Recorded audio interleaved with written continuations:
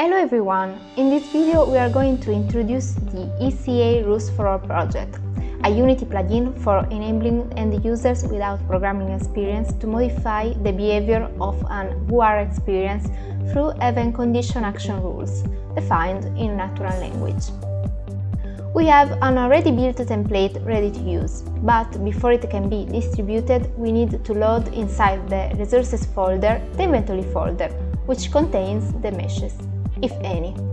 Now we will show how an end-user developer uses and interacts with the template. In order to access to the end-user developer tools, the user who bought the template needs to select the lock icon under the right controller and enter the correct key code previously set.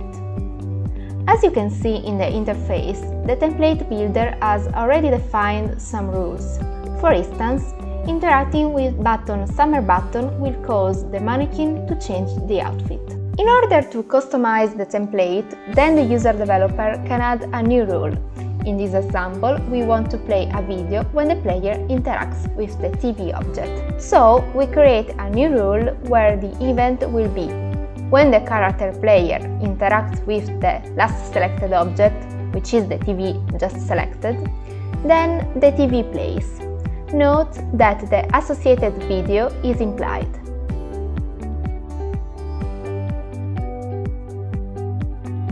As you can see, the rule is correctly executed. Editing the same rule, for example, instead of playing the video, the interaction pauses it, will change the behavior of the object. Now we are going to add a different kind of rule, using the placeholder mechanism. We use an object manager that shows all the available placeholder and meshes. By selecting a mesh and linking to a placeholder, we can create a rule that changes the mesh.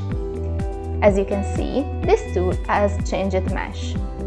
The new rules are automatically saved as a file in the game directory, and the game is finally ready to be released.